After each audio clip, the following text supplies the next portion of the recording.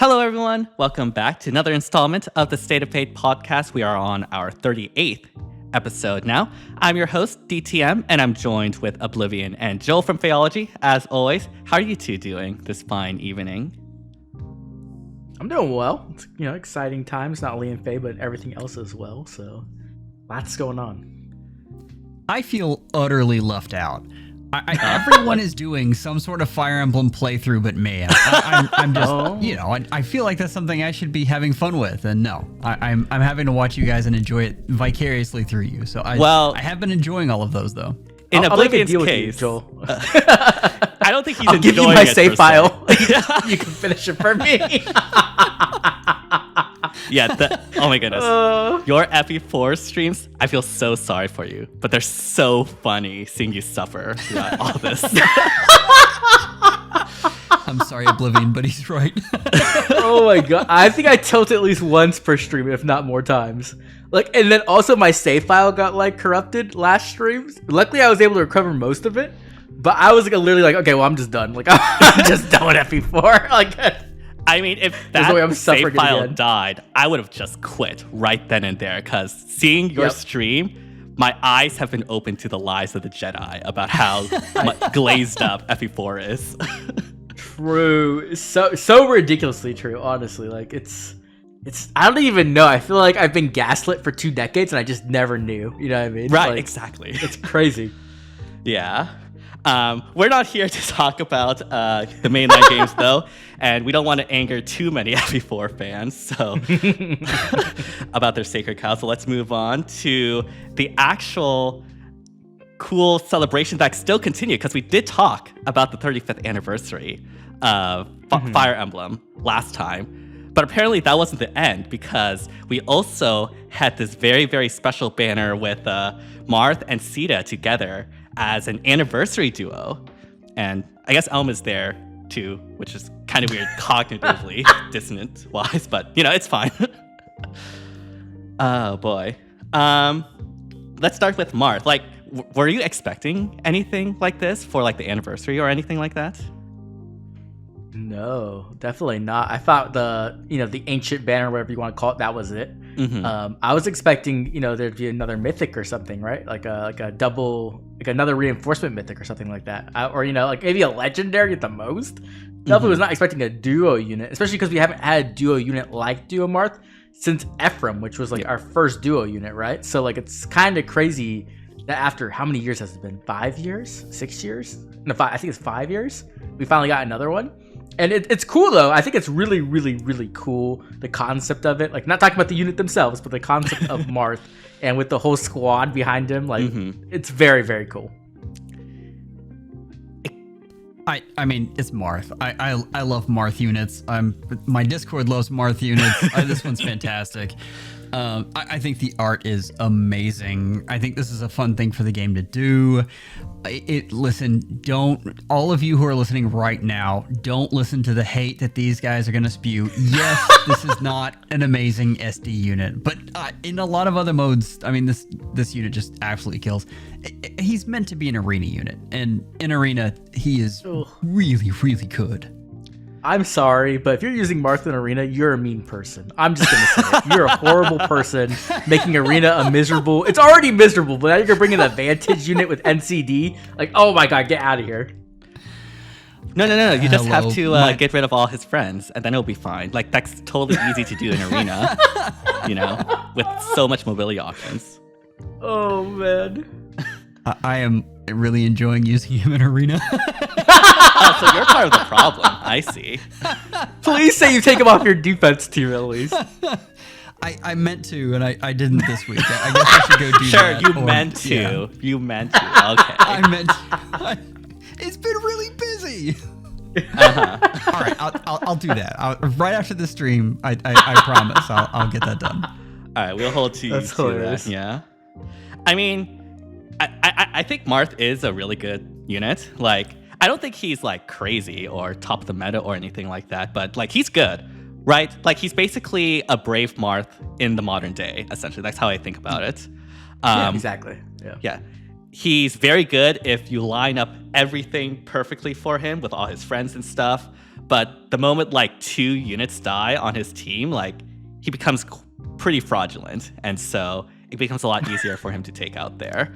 That being said, I mean, I didn't find him an issue that much in SDR, but so far in the data in SDS, Marth has been popping off. So I think he's definitely leaning more towards SDS because obviously in SDS, you can't have Hardy Bearing on every single team. And obviously your resources are spread more thin, so it's a lot harder to counter vantage. And so I think in SDS in particular, Marth actually does pretty well. Yeah. I mean, yeah, he has a very high usage, and he is a very strong unit in the ideal situations. My problem is, like, I've been watching a few SD runs today, because, like, you know, just watching Discord runs, and pretty much the same thing happens. Is like, Marth is great, and then the second a unit dies, like, that's when everything starts falling apart, essentially. Right. Which I think is just, like just his case. Like, right, he needs a lot of buffs. And so, not only does positioning matter, but also having those friends around you to actually be able to do that. Right. I feel like they made it easier with this one, though. Oh, definitely. It's way easier than Brave Marth. Yeah, Brave Marth, like, the stars had to align, and then he was really fun if you could get that to happen, but this one's a lot easier. Aetherite's defense, though, is another place where he really shines just because of all the shenanigans happening there with Lynn and such. On defense or offense? Defense. Not on offense. He's honestly on offense. He works about as well as Brave Marth did, but you really have to have a lot of stuff align, and like Athos destroys him. So it's Let's go. When you have a common defense unit that destroys your offense unit, it's not a good sign. No, definitely not. We'll definitely be talking more about Athos later because we have things to say, but let's just say, you know, the GOAT continues with its amazing reinforcement slot, the best ever addition to FE. Oh, totally. Yeah. On ARD, he is no kidding underrated. He just absolutely. He does a lot more than people think he does. He's great. I use him. I haven't seen that many Anniversary Marths in Aetherite's defense. I mean, granted, the defenses I've ran into are pretty bad, but like, I mean, at least for the types of teams I run, which these days are like Yunaka and Lin Sniper teams, I feel like once you like hit a bunch of the enemy defenses units, like his friends, he runs into that same problem where, you know, he loses a lot of his effects and therefore gets swept by Lin Ring Sakura or Windsweep Yunaka or something like that. I mean, I'm interested to see how like high level defense players use him because I don't think I've been able to see one in action, unfortunately. He's actually like really common in my experience. I see him almost on every map. Really? Yeah. I'd say at least quite like a bit as well. 9 out of 10 maps or something like that. I see him. What is my matchmaking? Maybe something is being rigged for I don't know. But like I mean you've seen my Aetherite runs. They're not exactly the greatest. But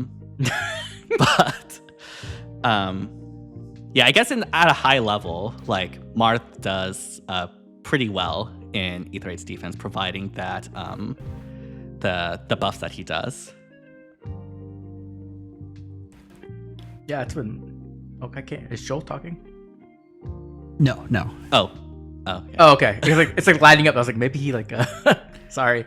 Okay. Back to the thing. Yeah, I've seen him a lot. I think he is because like we've had that situation with Elm, which we'll be talking about in a second. But I think Marth kind of plays well into that because even if you put undefended on him, he can defend himself, right? Like, so having essentially like the defense has kind of become a thing where you're like trying to have units who can all buff each other and make the whole defense stronger. But at the same time, those frontline units, those units who are going to get hit by Elm, can also tank and like take on Lin essentially by themselves, right? And I think Marth fits pretty well into that role. I see. So it's more of like an Elm countermeasure in that case, which I think is very funny. given that they debuted on the same banner. Yeah. Let's talk about Elm, though, because I think we all had very similar reactions to Elm when he first was revealed. How do you think Elm compares now to when you had your initial impressions, I guess, is the best way to put it? I mean, he's exactly what I thought he was. I think I'm going to try to be very PG with my wording. Anyone who cannot win with Elm on your offense, you need to go to the doctors and get your brain checked, because this is like the most easy. Ether Raid's offense was already dying, but now with Elm, it's like so easy. And since Elm has come out, I did hit rank 1 twice more, but all my losses on all those weeks, some of them didn't count, were all Elm. Every time my defense loses, it's Elm. Every single time. I have not lost to anything but Elm. Because Elm, just anyone who knows how to use Elm, which is end turn, you just start sniping off units. Like, it's really, really, really easy. Now, obviously, you can try to make a front line that is really resilient to getting sniped, but there's no way to have a front line who's resistant to all the units who can snipe, right? Now, obviously, Lyn is the most common and most powerful in the sense that she can snipe every single turn, but there's a lot of Lyn Ring users, and a majority, like, some of them are going to be able to get through that front line, right? It's going to be either if it's Alm or Yunaka or Lyn herself, or even I've been seeing a lot of Micaiah too, which is kind of interesting. But out of those nukes, or out of some other nukes, one of them is going to be able to get through one of your units, and once they get through one of your units, they can start hammering through the rest of them. So, like, I think this unit's just completely broken. It's kind of ruined Ether Raid's offense. I will say, though, that I was wrong. I have not seen Elm used in the wrong season yet. And I don't know if that's just because I'm really high up in scoring, or if that, like, I would love to hear people in the comment section let me know if, like, you've seen Elm in the opposite season. I haven't seen Elm in the opposite season in offense, but I have seen him on defense, weirdly enough, which is wild, but I guess it's fine. Joel, you were about to say something. Sorry, I interrupted. I think if anything, I was too low, and I was already very high on him. I've been using him, and he is. It's a combination of so many things. It's all of the support things, and it's the fact that he really does hit hard. Like he's just an excellent unit and way overtuned. But especially, and I keep on pounding this home, it's just everything is exasperated by that safety fence. That was, I still think that was the biggest mistake. Like 100%. I could be okay with Elm. I know he's overpowered, but I could be okay with him if the safety fence 3 didn't exist. Yeah, I think the issue does boil down to safety fence, because, like, if safety fence didn't exist, Elm would, like, undefend one unit, and then you snipe off one unit, and then, you know, on the enemy phase on the next turn, they would rush you down, and then you'll be fine. With safety fence, you can literally, like, wait till turn 2 for your Lyn Ring user, as you mentioned. You don't have to go on turn 1. And you could just, like, you have multiple turns to snipe the team off, and by turn 3, when safety fence is over, like, you pretty much debilitated the defense, and so there's no defense anymore. It's just simple cleanup. I feel Elm did well. I already thought Ether Raids is dead. Let's be clear, with the introduction of, like, safety fence level 2, but now it's, like, dead. So literally, I think the only way Ether Raids can, like, resuscitate, like, Frankenstein style, is if we have, like, a Duma appear that's like a mythic or something that just gets rid of all, like, offensive structures to get rid of the safety fence, because then that way, you know, they wouldn't have that, like, safety fence to, like, enable this Elm pickoff, and it's totally doable. Like, I did a run, granted it was in Chaos season, but I did do a run with literally no offense structures, no ladders, no bolt tower, no safety fence, no nothing. So I was actually also debuffed compared to the defense because of, you know, fortress levels and all that sort of stuff, and, you know, it was perfectly fine. So, like, I think a Duma, like, character unit like that would be totally fine, honestly. And my pitch to make that a little more balanced is that the Duma portion doesn't go off until turn 2. And so you still have, because the problem is the maps are too small. And so if the Duma goes off on turn 1 and, you know, just erases the buildings, then you do have a lot of folks that don't get set up properly, and that'll be frustrated. On turn 2, though, I mean, it essentially what you're doing is undoing the safety fence then. And that's, I think that is something that could work. Don't know if that, I guess that would do, I'm just afraid, like, because with that still, you can still snipe 3 units if you're using Lin, right? You Lin, Ring, Lin on turn 2. That's still 3 units dead. I don't know. Yeah, maybe though. Maybe it'd be okay. I don't know. I'd be willing to try that at least. You know, that's like a half step in the right direction compared to where we've been. It's like, it's just so crazy. Oh, the other thing I want to say is, I've seen a lot of people like bring up the idea like, oh yeah, you can use Elm to snipe things, but if you can't kill the safe, you can't even win. And they're like, they think they're like so smart for saying that. Like, oh my god, I'm a genius. Like, the thing is with Elm, you can literally just put the Brave Erica ring on him, and then he can just kill whatever save there is. Like, he actually hits hard enough to do that. It's like, it's like not even a question. And if for some reason you're still struggling, there's a thing called the Bolt Tower. Like, it's so easy. It's crazy to me to even think that people are like struggling in Ether raids right now. Like, it's like they're not. But you just gotta put in a little bit of effort. Just put in like 5 minutes of building teams, and you'll be fine. Right. So funny story. You were talking about your all of your losses have been Elm. Last week I beat every single Elm by just doubling down on bulk up front. And I had one loss. I had the 8th raid super special where I won all matches but one, and of course that counted. Of course. The one loss was, of course, Duo Marth, and it was a just standard sit back and tank my team because I had doubled down so much on bulk that I had no threat range, and the team just crumbled. Yeah, that's the problem, right? Yeah, like theoretically, you can design your defense to have so much bulk that even Elm type teams with Lin and whatever, like, probably can't get through. But if you do that, then you literally become so weak to literally any other type of team. And so, like, you're sort of in a catch-22 where, like, defense is just dead, essentially. Like, there's nothing you can do against a player that knows what they're doing. And, granted, in the Vault of Heavens, there are a lot of offense players that don't know what they're doing, to put it slightly. So, like, you can still get wins on defense. Like, obviously, Elm doesn't automatically make you lose.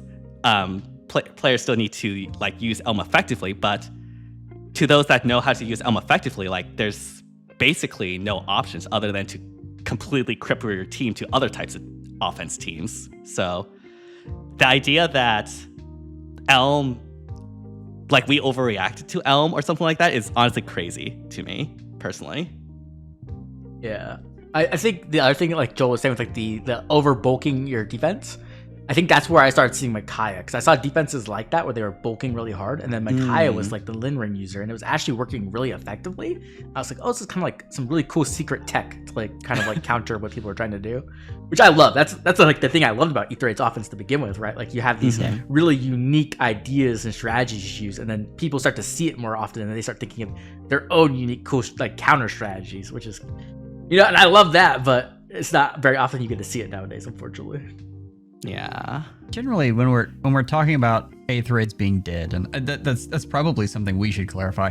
But what is dead to me, and I think for the rest of these guys, for one thing, it's the first sign is when everything has to be exactly one kind of team, and that's very boring, and things become one-dimensional. And then when that one kind of team is very easily defeatable by the other side, that's things get a little less fun there. Yeah. Oh yeah, definitely. I mean, Ether 8 used to be the top competitive mode. I remember back when I started FEH like I'd have to split my runs into 2 videos, and each of them might be like 40 minutes long or something like that, because like each team was actually a challenge. And yeah, it took time, but it was fun trying to figure it out. It was fun doing strategy in the strategy RPG. Now, it's literally 20 minutes for the entire week. Like, each match lasts like 3 minutes, and it's like, yay, I did it. But I don't feel like I did it. You know, it's not satisfying to, you know, just steamroll on offense. And that's sort of been the direction we've been heading for Ether Raids for like the past, ever since the Knotline meta. It's been trending towards Ether Raids offense getting easier and easier and easier and easier.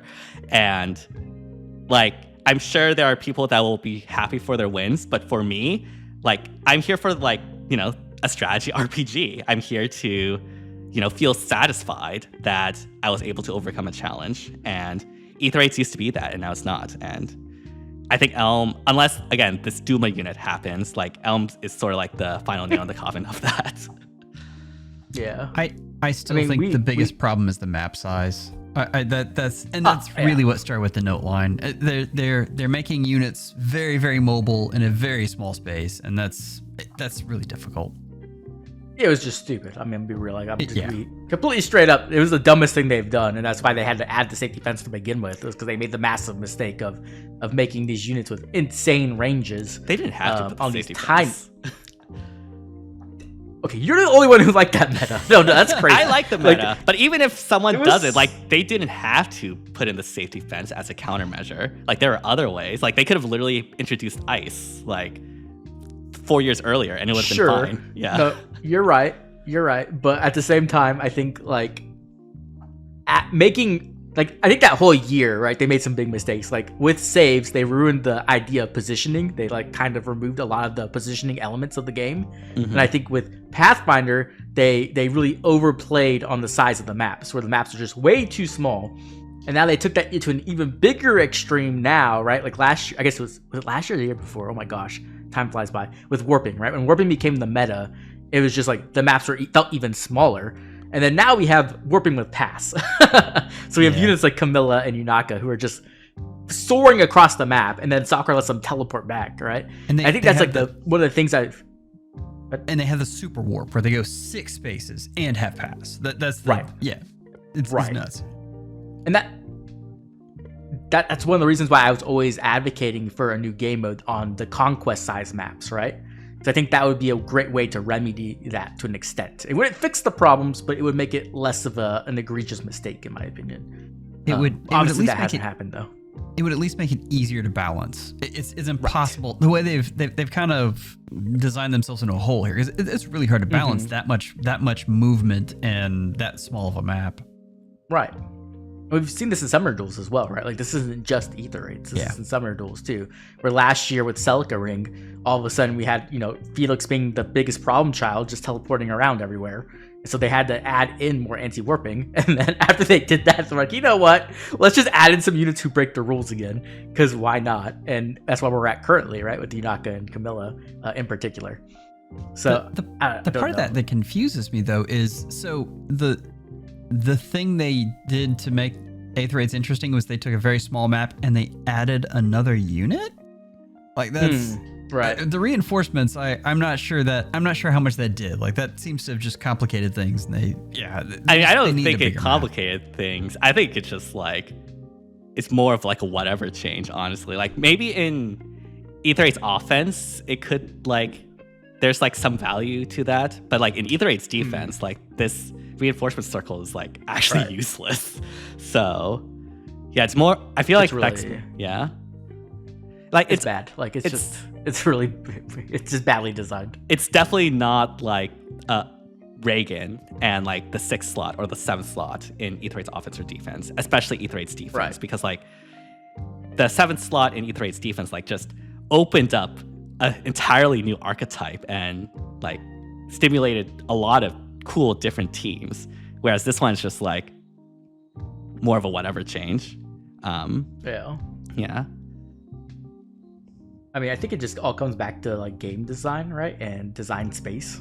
The game, I guess, is like, I made a video on this years ago, right, where I was talking about design space and how you need to continuously open up new design space so that you don't like put yourself essentially into a corner where you can no longer design new things. You can only design upwards, essentially, adding power creep, right? It's not a new thing, it's just a better thing than we used to have. I think that's kind of what happened, right? We just didn't get new game modes to open up design space for new types of units, or to have different types of strategies be more powerful, or to even introduce new types of strategies, right?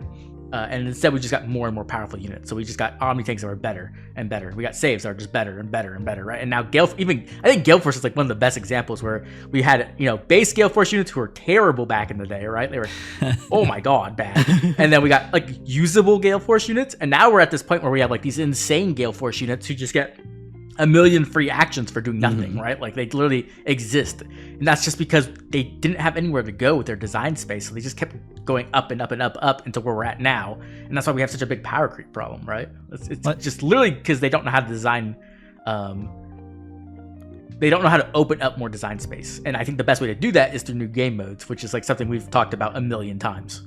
Well, there is a new game mode, actually. There is this bonus game mode. Yeah.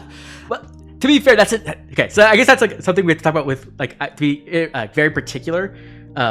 There are new game modes and there are new events, right? And Faye, yes, we get new events pretty normally. We do not get new game modes ever, almost, right? The last one was Summoner Duels.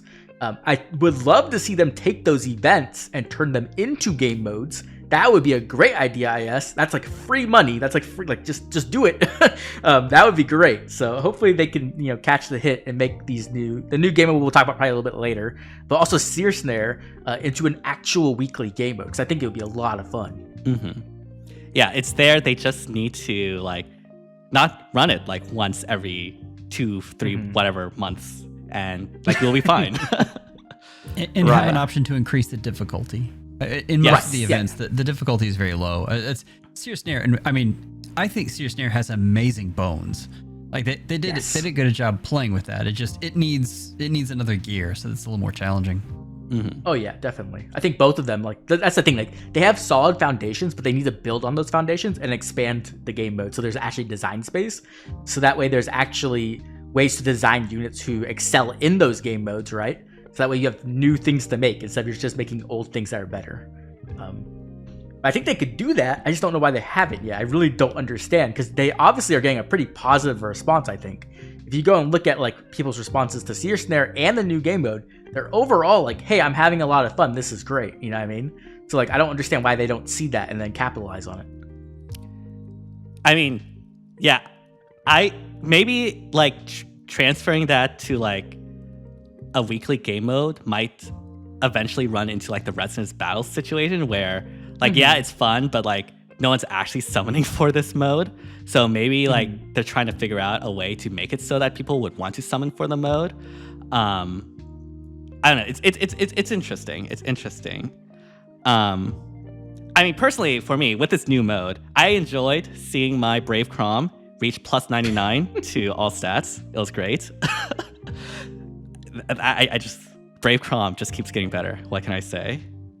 And that's I don't know if we want to discuss that now or not, but that's a big thing I had to have a discussion with other people with. And this isn't a good game mode, but it's an excellent event. Like that's right. I loved it as an event. I had a lot of fun with that. But it's not a game mode. Like this is, again, like Oblivion was saying, it doesn't have a lot of meat to it. But that's not what events are supposed to be. You go in, you have a little fun with them, and then you be done. It was great for that. I had the ultimate Sharena that just absolutely destroyed things, and Arden was her backup, her fearless sidekick, and that was great. I had a blast with that. Yeah, I used Nephany and Brave Roy, and it was like going back to year one. It was so much fun. I had a blast. Excellent. I think like what you said though, like where some of these events, right, don't have the meat on their bones. I do think Seer Snare could be a game mode though. I actually do think that with enough expansion to it and like making the mechanics a little bit more interesting. I think that's the case. But like overall, right, I think the best idea if I was IS and I don't have, let's say I just don't have the ability to design a new game mode for some reason. I don't know why. What I would do is I would make it so that we have these big fun events and we have them on rotation essentially. So like every month you're getting a Seer Snare 1 week, or even every 2 weeks. Like for 2 weeks of the month you're playing Seer Snare, 2 weeks of the month you're playing Shine. What's it called? Your Time to Shine, something like that. I don't know. Time to Shine, yeah. Time to Shine, yeah. So then, you know what I mean? And then you're rotating those so that there's always a fun PvE mode that people can just play and enjoy themselves, you know what I mean? Instead of having to like, you get this once every 3 months and then the fill-in events you're doing on a monthly basis is SD, which like, 5% of the player base is playing. And And like you have other events like Tempest Trial and stuff, but let's be real, no one actually plays Tempest Trial. They auto battle it, right? Like no one's actually sitting there like, let me optimize my scoring and play every single map. No, they get their optimal team or whatever, and then they just hit auto battle. Yeah. With these game modes, you're actually having interaction with your game, which is like, I'm assuming something you desire, right, as a developer. I've never understood that. That has really confused me. And Seer Snare is, I think, the best example. How many times do we have that a year? Like 3? 3 or 4, yeah. I think 4. That just, as near as I can tell, that had a really good reception to it. And they just decided not to do it very much. That boggles my mind. I don't understand. I think at the very least, it should be like one of these events now with Time to Shine. Maybe they're just building up this event list, and then eventually they'll have enough with good reception that they can put them on a monthly basis. I don't know. Maybe that's their idea. Right. But at the very least, like, have Seer Snare on like the odd number months, have Time to Shine on the even number months, and I think that would be fine. It wouldn't be like too overloaded very quickly, so I don't think people would like get sick of it. And yeah, like, again, we could talk about, I guess we'll talk about Time to Shine. Time to Shine was really fun. Like, it was really fun. Like, stacking up bonuses. And there were a bunch of bonuses I didn't even know existed. And it was cool putting them on Chrome just because. Yeah. I mean, it again, like, they just need to expand it more, and it could totally be run more frequently. I think, like, so Time to Shine, when you get, like, it's pretty basic until you get to the final map, and then the final map kind of finally expands a bit, and you're getting like, okay, there's 2 boss characters and there's reinforcements, right? Mm-hmm. So I think if they were able to do that more effectively, like, where the first, I don't know, how many stages was there, like 25, I think?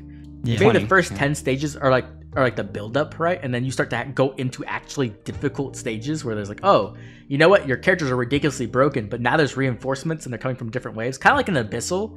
I think if they did that, and then like maybe every 10 stages there's like a boss character-esque, you know, like maybe something like that. I think that would be enough to add enough depth where it would be fun to play every month or every other month, right? Mm-hmm. I think that would be enough. Like, honestly, like you were saying, like, I feel like if they got enough events, like, let's say they get like 3 really solid events, they could have one event run every month, and then the 4th month could be like a fill-in event, like Grand Conquest or like Roker Sieges or something like that, right? Where people still like them, but they don't love seeing them all the time, unless you're me. Like that, right? I mean, obviously some of the events are really bad, like, you know, Affinity Auto Battle and stuff like that, but people like Auto Affinity Battles just to post ships and stuff, yeah. It's I think not that bad. I think if they like made it so there was actually like mechanics to it where you could actually have people, like, you know, do shipping, I think people would love it a lot more, because like, if you know anything about Fire Emblem people, they just love to ship, unless you're me. So like, if you had any type of mechanic to it, I'm sure people would figure it out, even if you didn't tell them how it worked. Yep. I'm here trying to make the optimal Ophelia in my Conquest run, and like spending 88 turns on one chapter just to raise support between Odin and Elise. So, you know. Okay, it wasn't just to raise their support. It's also to try to get Elise trample, but, you know, it's fine. Right. Yeah, I guess that's true that you can expand auto affinity battles, but I guess they don't need to right now, I guess. But yeah, it's interesting. It's interesting. Yes. If you're listening to this, please, like, that was mentioned, but it's the lowest on the list. If you're going to expand anything, do the other modes. Do Seer Snare. Please do Seer Snare. Yeah. Like, Seer Snare has so much potential. If you literally just added a hard mode to it, it would already be great. But if you actually like took time to develop like a bit more to it, a little bit more depth to it, people would love that. Like, you know what I mean? Like, what people love to do, if we, as Fate Tippers, I think we all know this, is they love to show off their favorite units. That's why we have unit reviews. We have unit reviews so people want to go, look at my toy. Look how cool my toy is. It's so awesome, right? That's literally it. And so if you could do that in a game mode, people are going to enjoy that ridiculous amount. And it's also going to make it so that they make videos about it, post about it on Reddit. That's all free advertisement for your game. And it gets people to come in and try the game, new players, and it also brings back old players, right? And it's all just from making a solid game mode. That's literally it. That's why Ether Raids exploded, right? Why did they explode in popularity? Because of Ether Raids. And it was because you could do that kind of thing. Yeah. And now you can't do that thing with Ether Aids because of Elm. And safety fence, mainly safety fence, but That wasn't my point. Yeah. Way to wrap it back around. Let's go. Oh man. Yeah. That's crazy. But yeah, there are other banners besides Elm and Marth. We also have the Fallen banner, which I will admit I felt unit-wise, like in terms of like skills and stuff, I thought it was pretty sleeper. Like I thought like, male Lear would be pretty niche. Female Lear would just be like Fjorm 2.0. The deal was really interesting, but I was kind of skeptical of combat. But it has actually popped off in this current Summoners duels. And I'm curious to hear what your experiences are with them so far. Let's go back to what you just said. Honestly, I haven't played with many of them because I only got to do really. I think I got Fallen Female Lear, but I literally didn't level her up until today. So, so I've seen some play with them. The thing is, I don't think either of these units are like actually crazy as people are saying they are. I think it's the bonus effect, right? It's Fell Spirit. Fell Spirit is an insane effect, and I think that's what's really carrying a lot of their power. I see. Because yes, Male Lear does have the miracle that legendary Male Lear had, or even Duo Male Lear had, without the stupid 3-unit condition, which is like one of the biggest weaknesses of those units. But at the same time, we have a lot of fail smoke in the meta, right? Because of Rhea. Like it's not that crazy of an effect currently, because you're kind of walking into a meta that's already building against that. Right. But Fell Spirit is just really insane because it gives out essentially that twin save effect to your DR specials. And so I guess, I don't know, I think it's because when we got the snakes, there was just so much going on with the snakes that we didn't even realize how like cracked twin save really is. Like, because there's just so many levels of flat DR on those snakes, right? And then you get the twin save and you're like, oh, okay, yeah, that's good, I guess, right? But now that we have it on Omni tanks, like Male Lear, like I guess we're starting to see like how powerful that effect really can be, and it's pretty good. It's a pretty good effect, definitely, yeah. So I think there's that. Fell Spirit also grants NCD, right? Yes, exactly. Yes. That's the other element, right? So you're getting the DR, but then you're also getting NCD, and we got our first NCD support with was it Winter Felicia, right, last year? Yeah. And it was the most slept on thing ever. No one ever even talked about it. Like it was like 1 week there, no one talked about it ever again, right? Yep. But because of the meta right now, because we walked into the snake meta and this tree meta and everybody just being crazy in these saves, sweep effects became really popular. So now being able to give out NCD while also having a really good unit, while also getting twin save, it's a very powerful combination. I think that folds into what DTM was saying. I don't think you were wrong, DTM, when you thought that these units were niche. They absolutely are. It just turns out their niche is really, really good. I guess that's true, yeah. Yeah. I still thought Dedu was going to be a little more influential, and he's still good. I enjoy him, but definitely the Fell Spirit has just stolen the show. Yeah. I mean, I thought Dedu with like the 4 range save and like the Lilith warping could be really, really good. I was just a bit worried about like the tankiness of Dedu because like as a rearmed unit, he doesn't have a lot of the defenses that like the Snakes or Rhea has. And so I feared that he would like pretty much fold pretty quickly, especially since like the skill set they gave him was kind of like a weird mixed space thing and not like fully defensive. And if we were in a meta where like tankiness didn't exactly matter for a save, it's just like one and done, I think it would have been fine. But well, I guess now we're back to a save meta again. And so with the Fell Spirits, the traitors, Alliers, I guess.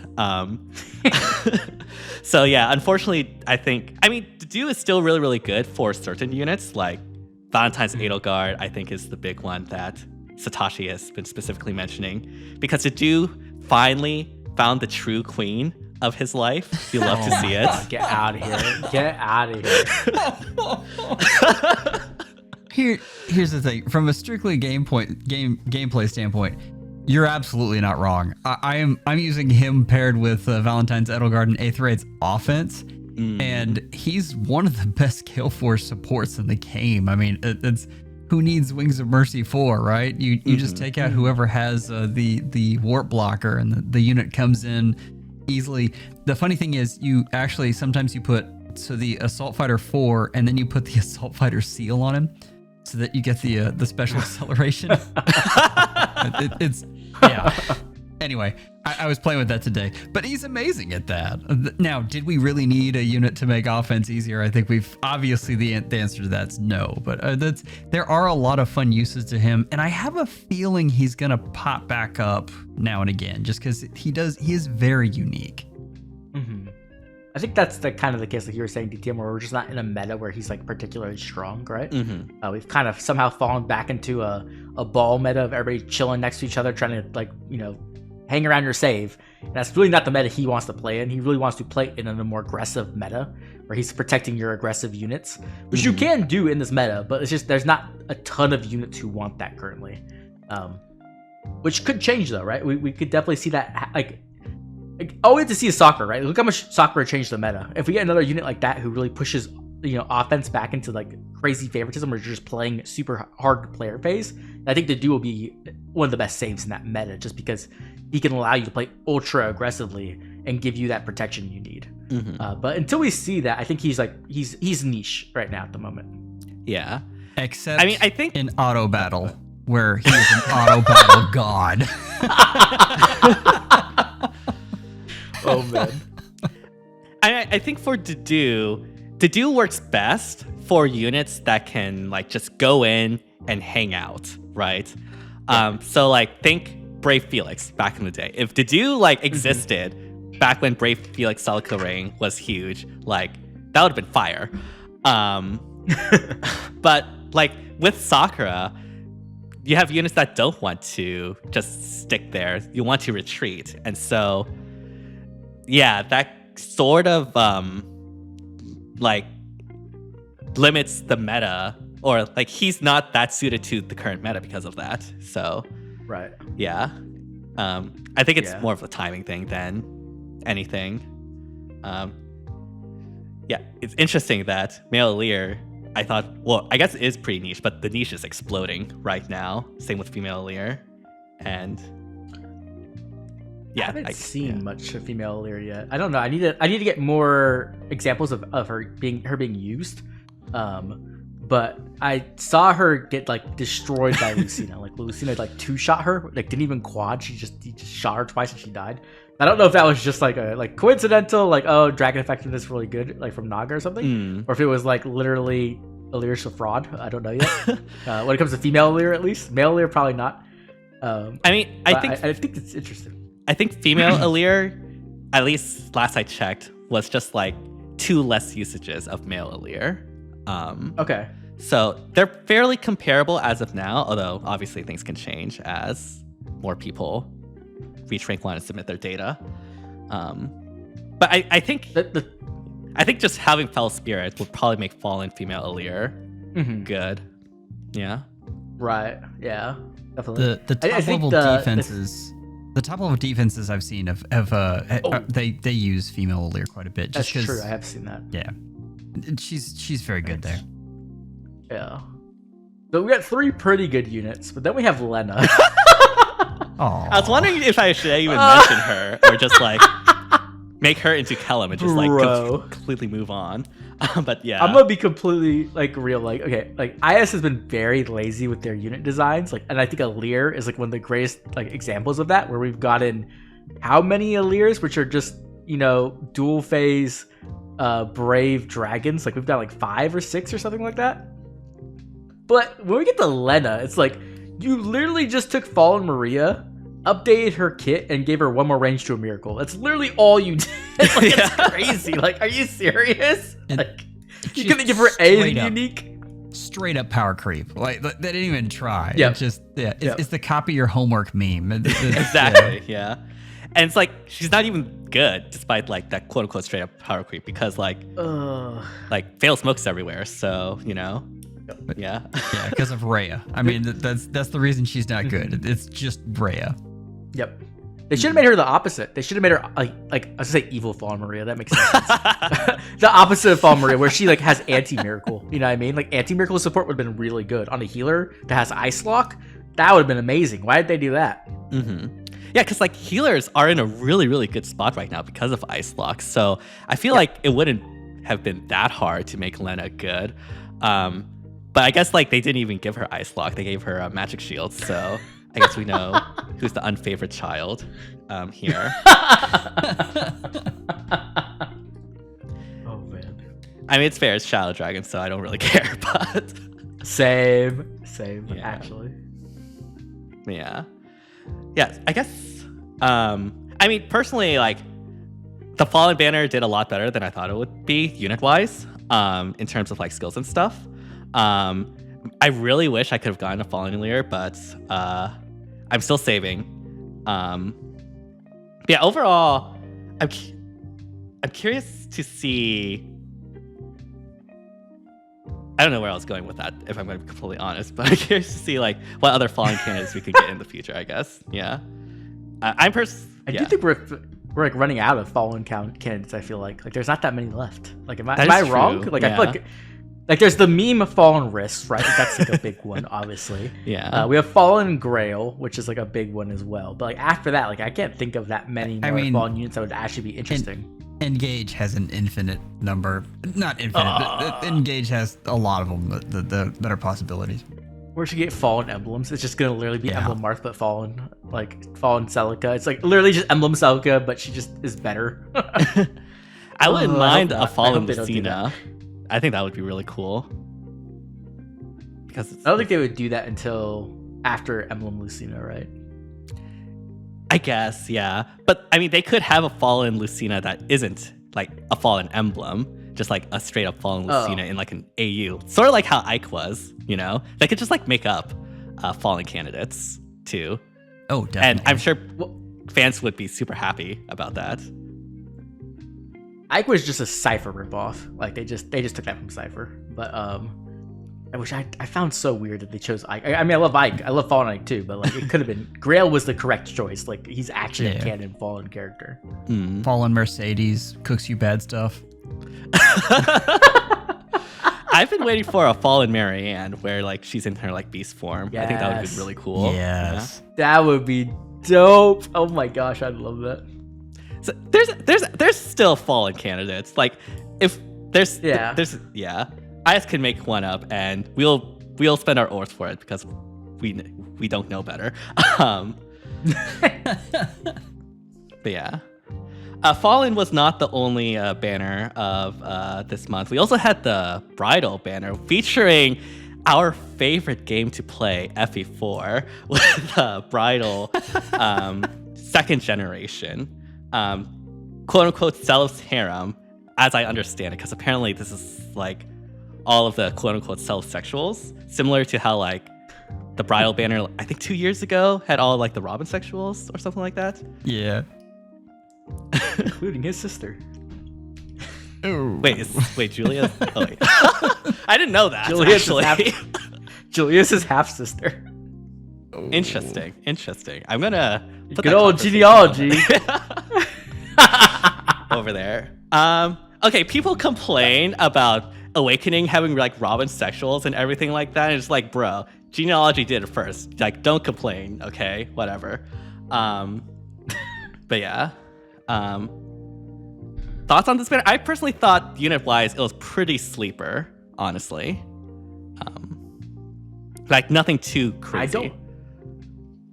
I tried to find like some like opinions on these units because I didn't pull. To be clear, I didn't pull it all.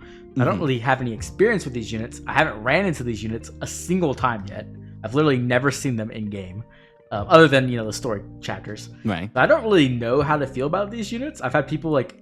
I asked if Julia was good in the comp server, and everyone told me to be quiet because I was going to start a war. So obviously it's a very controversial unit. I see. But I don't know why.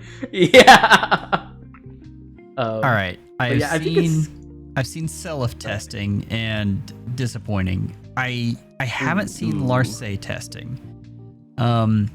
Julia testing is all over the map, and I am under the impression that in the right situation, she destroys anything.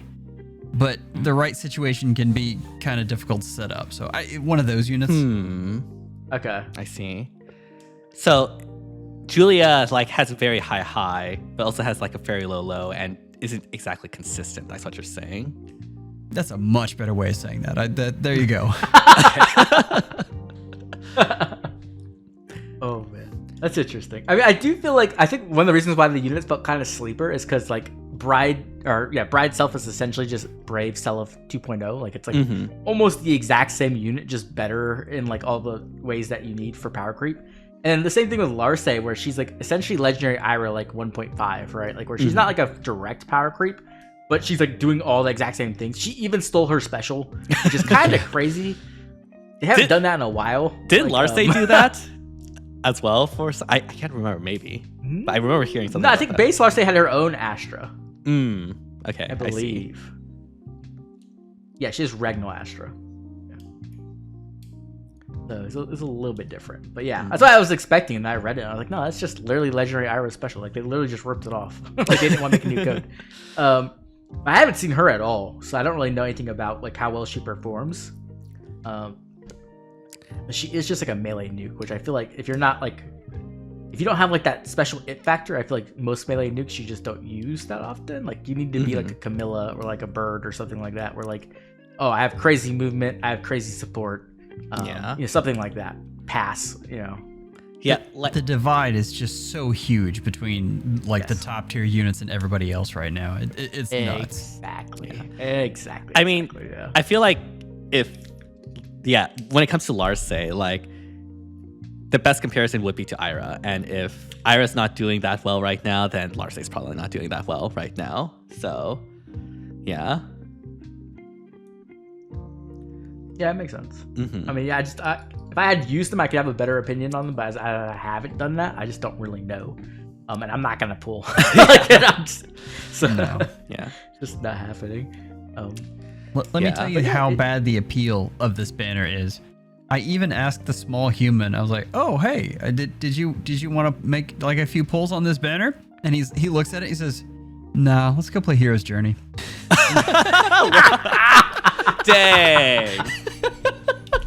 Rather play Hero's Journey than have anything to do with FE4. So sad. Yeah. I mean, after my playthrough, which I'm if you don't know, chat, like if you haven't watched my playthrough, I'm like on the final chapter, I believe, of Gen 1. After seeing a genealogy banner, I was like, this is the last banner I want to pull on. I have no interest. Unless if Noish was there. If Noish was on that banner for some random reason, I would have pulled instantly, but Noish isn't there, so I don't care. Yeah. I mean, I'm glad that it's not like Deirdre and Sigurd, because that would have been the obvious choice, but I got gaslit. I actually got gaslit by FE4 Glaciers thinking that they were FE's greatest romance. And it's just not the case. They literally speak for 30 seconds total and then have Seliph. And it's just like, what happened? Literally. They literally have like 2 lines. Sigurd sees her getting hit on by a guy. He's like, stop hitting on her. She doesn't like you. And then he starts hitting on her. Then they get married. And that's it. Like, it's crazy. Man. Again, my eyes have been opened to the lies of the Jedi. Same. Yeah. Same. I could go on that for hours. Let's not even. Okay. Oh man. I mean, and he will in his upcoming Genealogy of the Holy War review. I need to make that supercut of all the times you are salty, because it's just so funny. Like, if I'm reviewing perspective.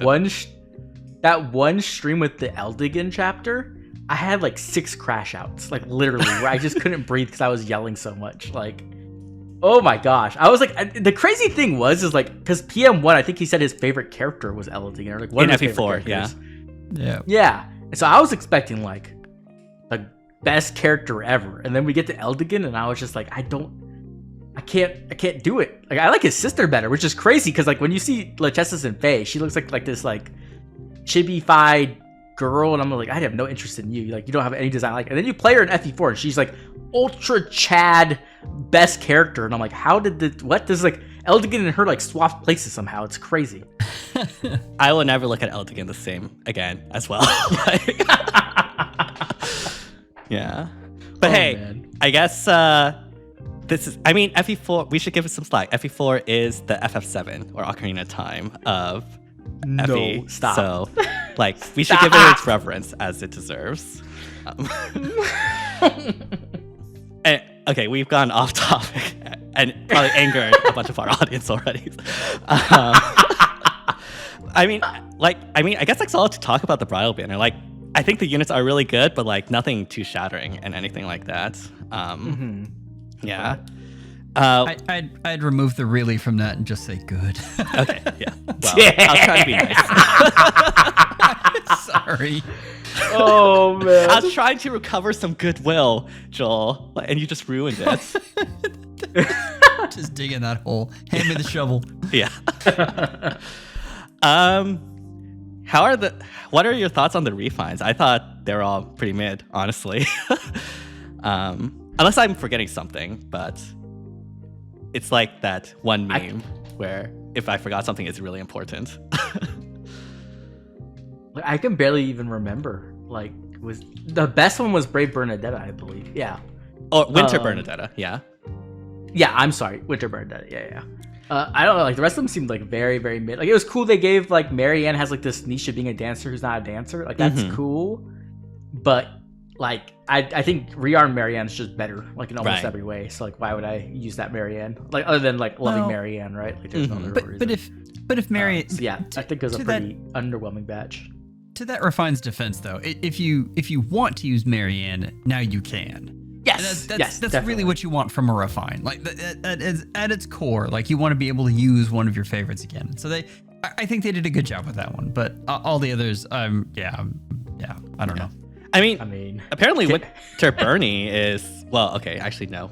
There's only one use of Winter Bernie right now, but apparently Winter Bernie is pretty good and can substitute in for like Brave Bernadetta because she also has Paranoid. Right.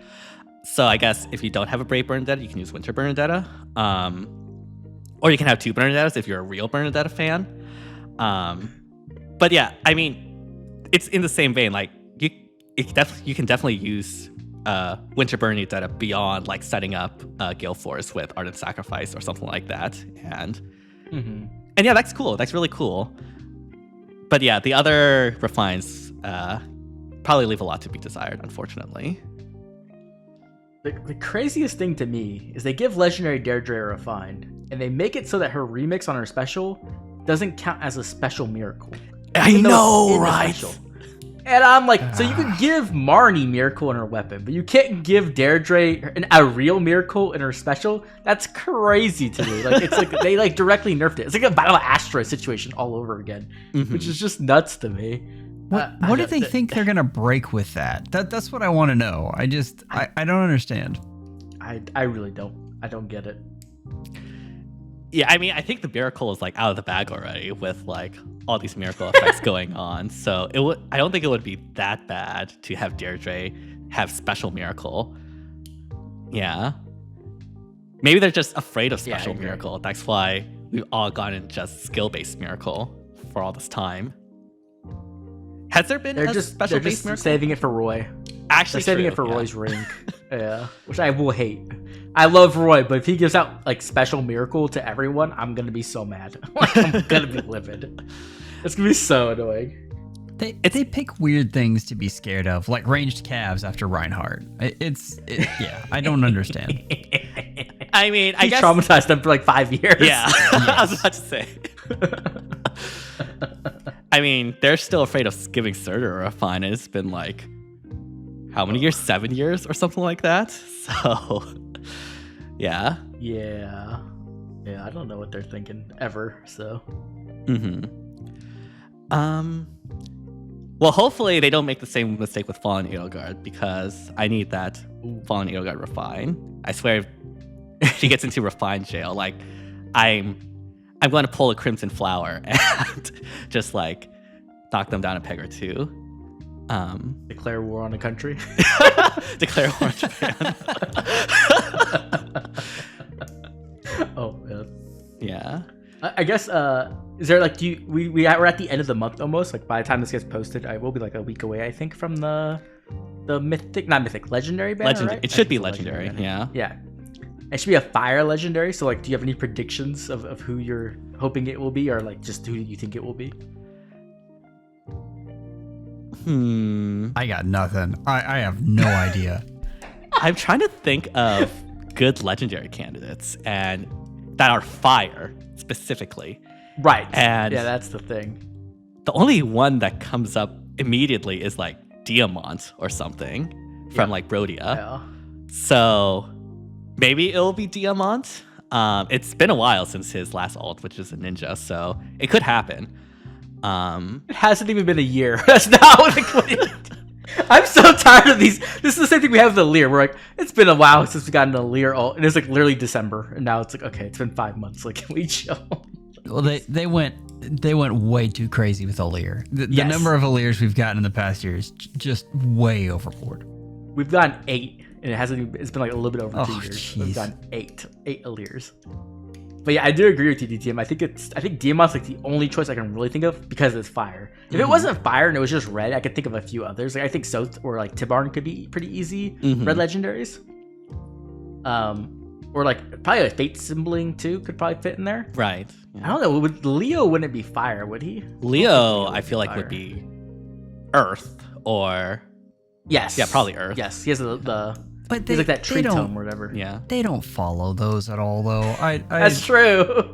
I mean, sometimes they work as guidelines, but most of the time they're just going at it. They don't really care. We have Earth Legendary Claude. Like that makes sense. Exactly. That's exactly the one I was thinking of. Yeah, that's true, I guess. So I guess it's kind of like a wild ball to see what actually shows up at the end of the month. Right. So yeah, it's gonna be Soren. They'll do Soren. Red Soren, red fire Soren. There you go. That would be wild. That would be so honestly. mad. Yeah. Not green. Like even if he's not green, that's fine. But not wind. Like what? I love how just the idea is just making Oblivion boil. Like I said, I'm not a Soren fan, but like there's just some stuff where I'm like, what are you thinking? Like it's just craziness. Yeah. There's definitely that, and then next month we do have, I think it's the mid book banner next month. Next month will be the should get, midpoint. like, maybe. We'll next month is gonna be really exciting in my opinion because we'll get like Hother Balder maybe, and then also the first summer banner. Yeah. So like you need orbs for next month, chat. Oh yeah. Oh my gosh. Yeah. This is the calm before the storm, before our wallets get dried up with all these orb hungry banners. We'll have another emblem, 2 bikini banners, yeah. and the pirate banner will be back. Oh and please. the brave banner. Please, I forgot we didn't even talk about the most important update. We got a pirate castle. Oh my gosh, I'm so excited that our castle can be a pirate ship now. Like, instantly bought that and changed it. I'm kind of mad at it actually because I really loved my 8-bit one, and now I have to decide. And they spent so long with giving us just okay ones. You know, this is kind of fun, and then they gave us 2 ones that I love back to back. So of course mine is a pirate ship now, but I'm longing for my 8-bit one back. We see an 8-bit pirate ship, and then we'll be set. Exactly. Yes. But yeah, if the pirate banner comes back, I will freak out. Especially because like the pirate banner kind of always had Teleus characters on it for some reason, which I loved. Right. And so if we could get it does, yeah. If we could get pirate racing, finally a racing all after so many years, I would be ecstatic. Or Randolph even. There's so many characters I love. Yeah. I guess we'll have to wait and see until August, I guess. Unless they want to do it early, which, I guess they could do, but I don't think they're going to give up summer. There's no room. Yeah, there's no room for them. They would absolutely not give up a summer banner. I think those are the best sellers those are one of the best sellers every year. It's always one of the best. See what you could do if they're smart is they shift things around, right? Because the pirate banner infamously sells bad because it's right before CYL, so everybody skips it. You put that banner earlier, so that way people will pull on it. But then you put the summer banner right before CYL because it's going to be like hot chicks and people can't resist that. So they're still going to pull, and then they have no money for CYL, and you're set. Like, come on, IS, you got to think. I guess it sort of already happens because the summer banner is like in July and CYL is August, but I guess they could do it even more, like just shift it one down and then hit that ultra hard. Right. You have to spend money. Yeah. Yeah. I guess we'll have to wait and see. Yeah, is there anything else we want to discuss before we end it off? I think we've been talking for quite a while. Anything or any announcements? If I survive my FE4 run, I will try to do a different game, but we'll see if I survive it. Oh, I'm intrigued to see how your reaction will be by the end of FE4. Like, oh boy. It's good. We're gonna have to make a compilation. Yeah, a compilation. On a quick side note, I hate to interrupt that. If you guys could head over and just make sure to give PM1 some love. Definitely been going through a rough time, and that's, I mean, the lifeblood of our community. So it's just you know, send him tell him how much you miss him and all that great stuff. Yeah, send him some love. I'm pretty sure we all here have been inspired by PM1, and so yeah, we got to show the support when we can. But yeah, thank you too, as always, for joining me on this podcast. Always a lot of fun. And yeah, hopefully you all enjoyed this as well. Be sure to let us know down in the comments what your favorite new edition this month in FE is. And yeah, thank you all so much for watching, and see you all next time. Bye, everyone. Bye. Bye.